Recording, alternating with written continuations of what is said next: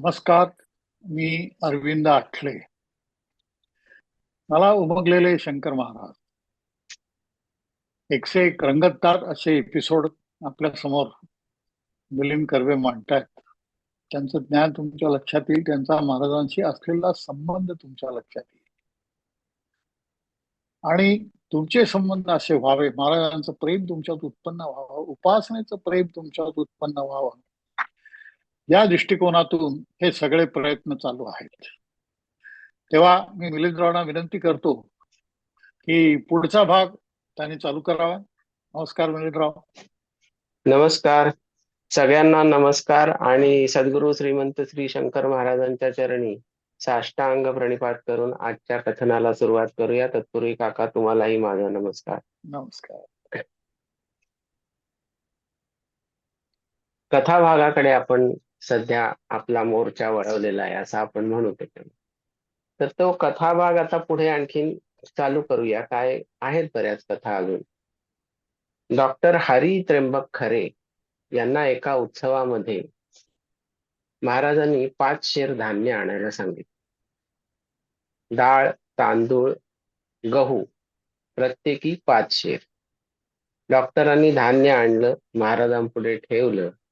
महाराज ते धान्य घेऊन एका खोलीमध्ये गेले. खोली बंद केली आणि कुणीही आत यायचं नाही अशी सक्त ताकीद महाराजांनी केली. महाराज एकटेच त्या खोलीमध्ये बसले आणि त्यांनी अन्नपूर्णेची पूजा आरंभली. पूजा झाल्यावर महाराज बाहेर आले आणि त्यांनी अनेकांना त्या उत्सवाच्या शेवटच्या दिवसासाठी प्रसादाला बोलवायला सांगितलं. सगळीकडे बोलावणी झाली आणि त्या दिवशी, उत्सवाच्या शेवटच्या दिवशी, समाराधनेला ते जे 5 शेर धान्य प्रत्येकी आणायला सांगितलं होतं त्या धान्यापासून समाराधनेचा स्वयंपाक केला गेला. त्या स्वयंपाकामध्ये त्या उत्सवाच्या शेवटच्या दिवशी 5,000 माणसं जेवून तृप्त झाली. प्रत्येकी 5 शेर धान्य आहे. आता अन्नपूर्णेची पूजा करणं आणि कशालाही तुटवडा न पडणं ह्याच्यामध्ये काही संकेत आहेत. ते कसे? अन्नपूर्णा म्हणजे पार्वती मातेचं पूर्ण स्वरूप.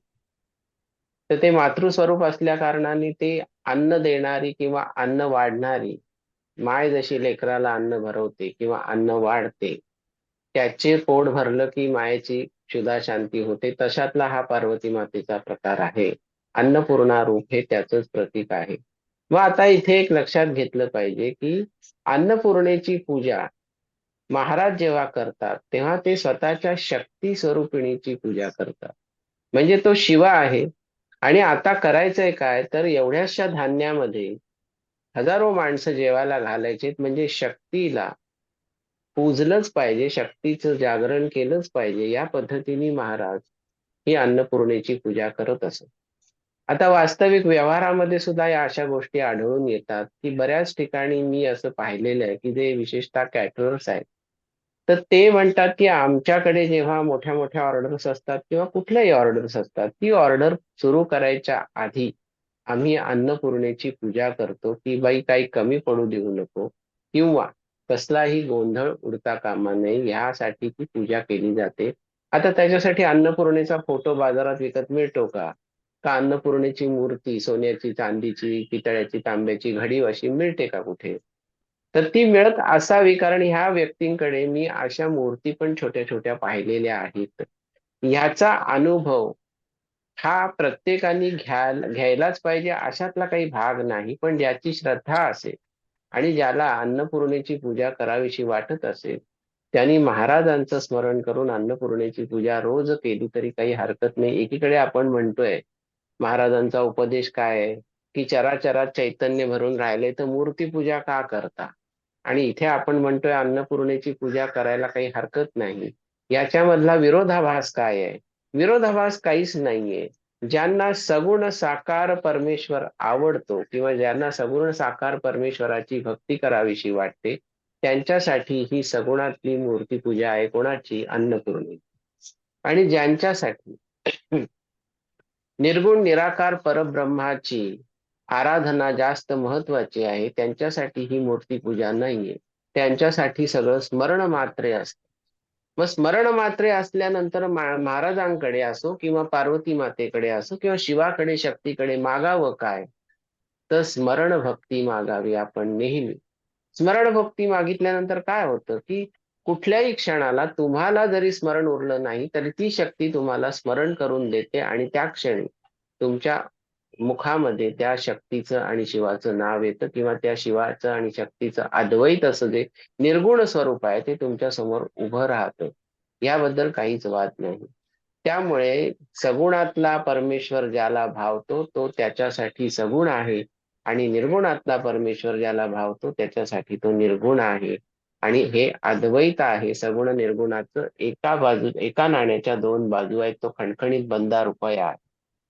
तर शक्ती जागरण कोणी करावं? कुणीही करावं. साधकांनी तर अवश्य करावं. साधकाच्या साधनेमध्ये कुंडलिनी जागृती हे एक प्रकारचं शक्ती जागरणच आहे. मग त्याच्या मागे न लागता शक्ती स्वरूपिणी जगदंबेची कृपा आपोआप जर तुमच्यावरती झाली आणि ती होते पण तर कधी होते?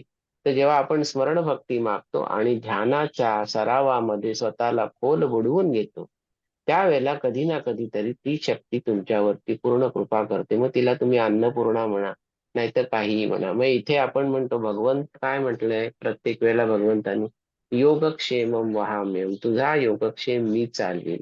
मग तो कोणातर्फे चालवला जातो? तुझा योगक्षेम म्हणजे तुला 2 वेळच्या अन्नाची जी गरज आहे, पाण्याची जी गरज आहे ती पुरवली जाईल. पण तुला जर लक्झरियस लाईफ पाहिजे असेल तर तो योगक्षेमम वहाम्यम मध्ये ते बसत नाही. तर तुला जे काही प्राप्त करून द्यायचं आहे या जन्मामध्ये, मग तसं म्हटलं तर महाराज माणिक प्रभू होते ते राजयोगी होते. मग ते तर पोचलेले योगी होते किंवा गुरुतत्वाचा तो आविष्कार होता. मग ते सुद्धा राजेश्वर्यात राहत असत. पण मग ते का? आणि मग सर्वसामान्य माणसाला तुम्ही फक्त योगक्षेमम वहाम्यम म्हणून तुमची 2 वेळची सोय करायची जेवणाची एवढंच का? तर पुन्हा असंच आहे त्याच्यामध्ये की गुरुतत्वाने आपले आविष्कार काय पद्धतीने दाखवावे ते गुरुतत्वच ठरवत असतं आणि त्यामुळेच माणिक प्रभू हे राजेश्वर्यात राहिले, शंकर महाराज हे झंगड अवतारात राहिले, साईबाबा फकीराच्या स्वरूपात राहिले, गजानन महाराज नग्न राहिले, समर्थ रामदास स्वामींनी संन्यासाच्या स्वरूपामध्ये आपलं सगळं जीवन व्यतीत केलं. हे कशासाठी? तो रामदासी जरी पंथा असला तरी तो एक संन्यस्त वृत्तीचाच पंथा आहे. मग हे सगळं कशासाठी? तर आविष्कार वेगवेगळे आहेत अवतार कार्यातले आणि त्या अवतार कार्यातल्या त्या आविष्कारांच्या मुळेच ती जनता त्या आविष्काराकडे त्या अवताराकडे खेचली जाते किंवा आकृष्ट होते. आणि मग ते संप्रदायाच्या मध्ये ते जे काही सांगितलेलं असतं त्याप्रमाणे त्यांची वाटचाल सुरू असते. आता हे झालं डॉक्टर खऱ्यांच्या बाबतीत.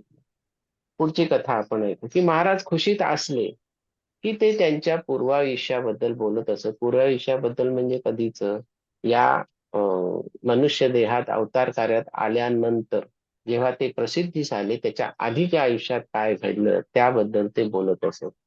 तर तेव्हा त्यांनी एकदा सांगितलं की मी फार वर्षापूर्वी तमाशामध्ये सोंगाड्याचं काम करत असत आणि त्यामध्ये असं एकदा झालं की त्या तमाशामध्ये चिलया बाळाचा वग चालू होता. तमाशात वग असतात हे प्रत्येकाला माहितीये. एक काहीतरी कथानक असतं आणि त्या पद्धतीने तो प्रयोग की तो प्रवेश रंगला होता की चिलया बाळाचं तो घट्ट त्या शिवाच्या पिंडीला मिठी मारून बसतो आणि त्याचं डोकं उडवायचंय असं त्या कथानकामध्ये होतं की आता चिलया बाळाचं मुंडकं उडवायचंय. तर खरोखरीच महाराज जेव्हा तिथे सोंगाड्याचं काम करत होते तेव्हा त्यांनी ती काय तलवार का काय हाती घेतली, कट्यार असेल ती, आणि अक्षरशः त्या चिलया बाळाचं काम करणाऱ्या मुलाचं मुंडकं धडावेगळं केलं. आता तो अघटित प्रकार बघितल्यानंतर सगळी माणसं घाबरली आणि या पोराचा खून केला असं म्हणून त्यांनी पोलिसांना बोलवलं. आता पोलीस आल्यानंतर तो जो तमाशा सुरू झाला पोलिसांचा, म्हणजे आधीचा तमाशा आणि हा तमाशा, तो बघायला तोबा गर्दी उसळली. आपल्याकडे गर्दी जमवायला काहीही करावं लागत नाही. साधं कोणीतरी वरत्या मजल्यावर बघत असेल रस्त्यावरनं तर अजून 5-6 जण तिकडे बघायला जमलेली असतात. अशी गर्दी आपल्याकडे कुठल्याही क्षणी जमू शकते. ती त्यावेळेला पण जमली. आणि मग काय झालं की महाराज घाबरले, म्हणजे त्यावेळेला त्यांचं पोरवय असेल किंवा अगदी तारुण्यात प्रवेश असेल असं ते वय होतं. तर त्यावेळेला ते अतिशय घाबरले आणि त्यांनी मग धावा कोणाचा केला? अक्कलकोट स्वामी समर्थांचा, म्हणजे आपल्या सद्गुरूंचा धावा केला.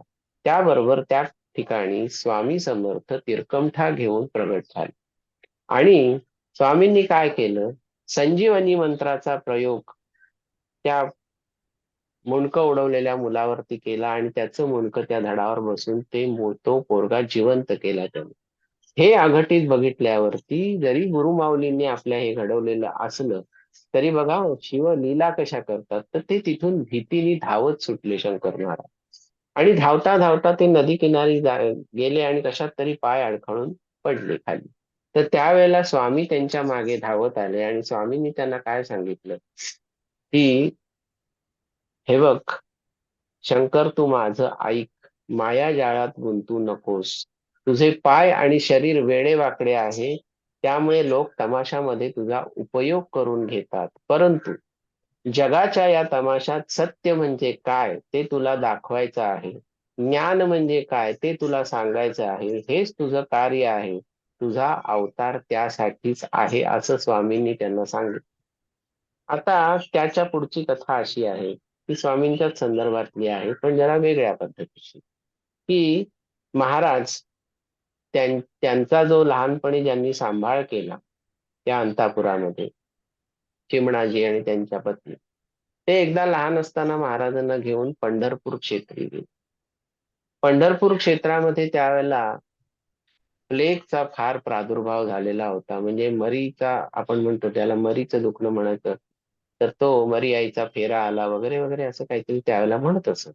तर त्या प्लेगच्या प्रादुर्भावामध्ये महाराजांच्या काखेमध्ये दोन्ही ठिकाणी आणि जांघेमध्ये 4 असे गोळे उठले, मोठे मोठे. सगळी जण मंडळी घाबरली की आता काय होणार. आणि प्लेग मध्ये असे गोळे उठले की ताप येतो फणफणून आणि माणूस तडफडून मरतो, अशी त्यावेळेला ती स्थिती होती त्या दुखण्याची. कारण ते युरोपातून आलेलं दुखणं होतं, आपल्या इथलं नव्हतं. तर तो आजार इकडे सगळीकडे पसरला आणि त्या प्लेगच्या साथीमध्ये गावोगाव अशी रिकामी होत असत. कितीतरी माणसं मरत असत. घराघरामध्ये माणसं रोज मरत असत. आणि त्या प्लेगला अतिशय लोक घाबरत असत. साहजिकच ही सगळी मंडळी घाबरली की ह्याच्या असे खाकेत गोळे उठले म्हणजे काय, जणू काय शेवटचंच लक्षण आहे. आता महाराजच होते ते. महाराजांनी पुन्हा गुरुमाऊलीचं स्मरण केलं. त्यावेळेला पुन्हा स्वामी अवतरले तिथे. आणि स्वामींनी काय केलं? स्वामींनी स्वतःच्या बोटामध्ये सुदर्शन चक्र धारण केलं आणि महाराजांचे ते अंगावर जिथे खाकेत आणि जांघेत गोळे उठले होते प्लेगचे, ते त्या चक्रांनी त्यांनी कापून काढले. महाराज म्हणाले, जेव्हा हे कापून काढलं, आता अर्थात इथे लक्षात घ्या की तुम्ही म्हणाल की मग त्याच्यासाठी सुदर्शन चक्र काय करायचे, काय गरज होती त्याची? मग हे कोणाला दाखवायचं होतं, कुणाला दाखवायचं नव्हतं. ते प्लेगचे गोळे जे आलेले होते, प्रतिकात्मक का असेना पण आले होते ना. मग ते कोणाच्या शरीरावरचे कापायचे? शिवाच्या शरीरावरचे. तिथे काय तुमचे सामान्य शस्त्रास्त्र उपयोगी नाही. मग तिथेच स्वामींनी ते सुदर्शन चक्र वापरून ते गोळे कापून काढले. तेव्हा महाराज म्हणाले की तिथे जो ते कापल्यामुळे जे काही प्रकार झाला त्याच्यामुळे मी असा सगळीकडे वाकडा झालो, पायानी पण आणि हातानी पण. अर्थात आता हे महाराजांनी सांगितलेली त्यांच्या पूर्वायुष्यातली ती लीला आहे. मग आता याच्यामध्ये आपण असा विचार केला की मग प्लेग कोणाला झाला, प्लेग म्हणजे काय, कोणी कोणाला बरं केलं, कोण कोणाकडनं बरं करून घेतंय, कोण कोणाकडनं ते कुठल्या शस्त्रांनी ते कापून घेतंय आणि त्याच्या पोटी कोण आपलं शरीर असं वेडंवाकडं करून घेतंय. म्हणजेच काय की जे ब्रह्मांड सगळीकडे अवतरलेलं होतं, त्या ब्रह्मांडातलंच ब्रह्मांडाने काहीतरी केलं आणि ब्रह्मांडाने ब्रह्मांडाकडनं काहीतरी ते स्वीकारलं, अशातला तो भाग आहे. म्हणजेच काय, पाणीच मिसळलं पाण्यामध्ये तर काय होतं? पाणीच राहतं. तसा प्रकार. रंग रंगात मिसळला, पांढरा रंग पांढऱ्या रंगात मिसळला, तो रंग पांढराच राहील की नाही. तशातलाच हा भाग आहे. तेल तेलात मिसळलं तर तेलच राहतं, वेगळं काही होत नाही. मग पाणी पाण्यात, तेल तेलात, रंग रंगात मिसळल्यानंतर जे काही आपल्या समोर दृष्टीपथात येतं की ते पहिलं जसं होतं तत्व तसंच ते पुन्हा आहे.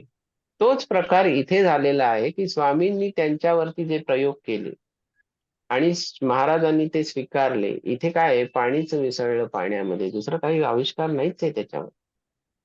आता आणखीन एक गोष्ट अशी लक्षात घेतली पाहिजे की शिव आणि शक्तीच्या अद्वैताबद्दल आपण नेहमी बोलत असतो. महाराजांचं तुळजापूरच्या क्षेत्री फार प्रेम होतं. तुळजापूर क्षेत्रावरती ते वरचे वर तुळजापूरला भवानी मातेच्या दर्शनाला जात असत.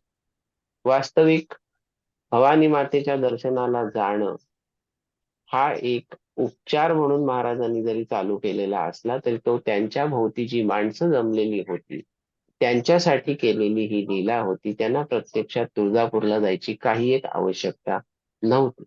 तर असेच ते एकदा तुळजापूरला गेलेले असताना ते गाभाऱ्याच्या बाहेरच सभा मंडपामध्ये थांबले आणि त्यांच्या बरोबरची मंडळी साहजिकच तिथे थांबली.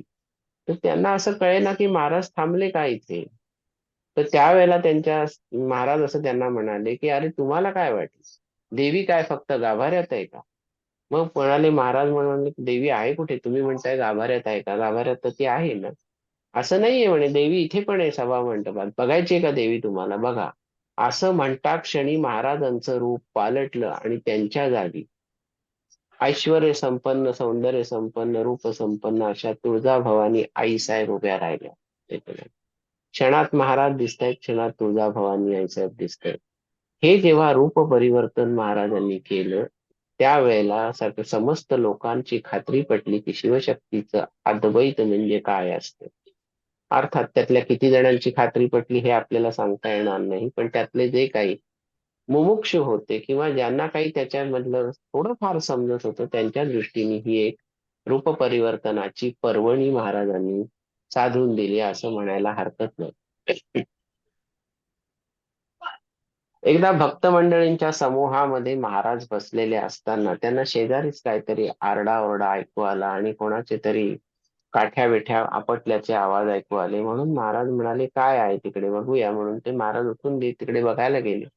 तर एक भला मोठा असा नागराज तिथे निघालेला होता आणि त्यालाच मारण्यासाठी मंडळी सरसावलेली होती. काठ्या सोटे घेऊन त्याच्या मागे लागली होती.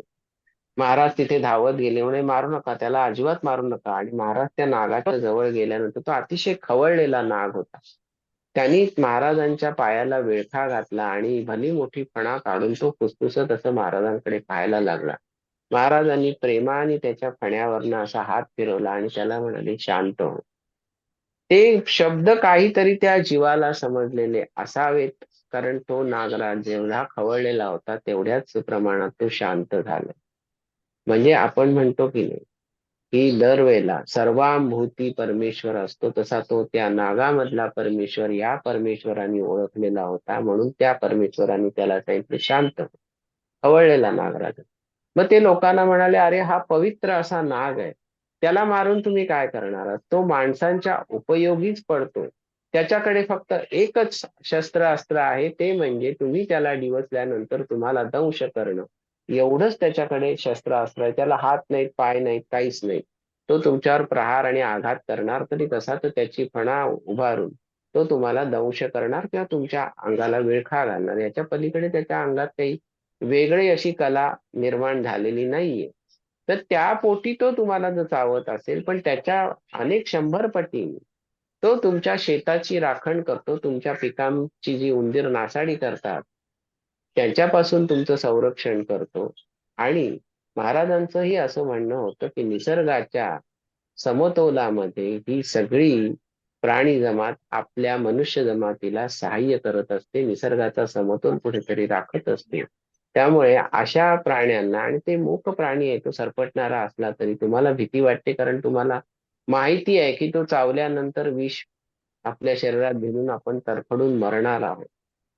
पण मग हीच वेळ यायची नसेल तर तुम्ही त्याला कुठलीही इजा करू नका, निदान त्याला ठार तरी मारू नका, असं म्हणून महाराजांनी त्या नागराजाला हातात घेतलं आणि कुठेतरी लांब जाऊन असं झाडाझुडपात अरण्यामध्ये त्याला सोडून दिलं. या पद्धतीने महाराजांचं मुक्या प्राण्याशी सुद्धा वागणं होतं. मग तो ती गुलबी कुत्री आपण बघितली चिमाबाई नर्तकीची, त्या कुत्रीशी ते वागणं असेल ते असेल, किंवा इथे नागराजाशी वागणं असेल, ते दोन्ही मध्ये फरक काहीही नाही. वाठार गावचा एक मल्ल होता. त्या मल्लाला त्याच्या शक्तीचा इतका काही गर्व चढला होता की त्याला असं वाटायचं की माझ्या पुढे सगळी चिटपाखरू आहेत, सगळी साधे सर्वसामान्य माणसं. आणि मग तो रुबाबामध्ये सगळीकडे रस्त्याने चालत असतो. त्याची गावोगाव प्रसिद्धी झालेली होती की तो अतिशय सर्वशक्तिमान असा तो पहिलवान मल्ल आहे म्हणून. तर एकदा तो असाच रस्त्याने चालला होता त्याच्या डौलामध्ये की माझ्या पुढे कोण उभं कोण राहू शकतं. तर महाराजांची स्वारी तिथून कुठेतरी आली आणि त्याला ते बघितल्यानंतर त्याचं सगळं चरित्र महाराजांना समजलं. काय चाललंय मनामध्ये, अहंकाराचा नाग कसा फुत्कारतोय त्याच्या आतमध्ये. महाराजांनी काय केलं, अष्टावक्र असले तरी टुनकन उडी मारून त्याच्या खांद्यावर महाराज बसले. आणि खांद्यावर बसल्यानंतर थोड्याच वेळात त्यांनी स्वतःचा भार शरीराचा एवढा काही वाढवला. वास्तविक महाराज अतिशय कृश होते. त्यांचं वजन केलं असतं तर फार फार तर किती भरलं असतं, 40 किलो 50 किलो याच्यावर नाही. पण त्या मल्लाच्या खांद्यावर बसून त्यांनी स्वतःच्या शरीराचा भार वाढवला. आणि त्या भाराने तो मल्ल अतिशय मेटाकुटीस आला की अरे हे काय ओझं माझ्या खांद्यावर पडलंय. वास्तविक त्याला त्याच्या शक्तीची फार गर्व होता त्या शक्तीचा त्याला. तर त्याला असं वाटलं माझ्यासाठी सगळंच सोपं आहे ना. मग एवढा हलका कृश माणूस माझ्या खांद्यावर बसतोय आणि सगळा भार महाराजांनी दिल्यानंतर तो घामाघूम झाला, मेटाकुटीस आला की हे ओझं टाकायचं तरी कसं. त्यांनी प्रयत्न केला तरी त्याला ते ओझं टाकता येईना, कारण ती शेवटी महाराजांची किमया होती त्याच्या खांद्यावरती बसायची. आणि मग घामाघूम झाल्यावर शेवटी तो अक्षरशः रडकुंडीला आला आणि मनोमन त्यांना शरण गेला. तो शरणागत भाव जेव्हा महाराजांना कळला की अरे आता ह्याच्या अहंकाराचा नाग हा आता फुसफुसत नाहीये, तो फणा काढत नाहीये, तो कुठेतरी शांत झालेला आहे. महाराजांनी तेव्हा उडी मारून खाली उतरले त्याच्या खांद्यावरून आणि त्याला अक्षरशः त्या बंधनातून मुक्त केलं.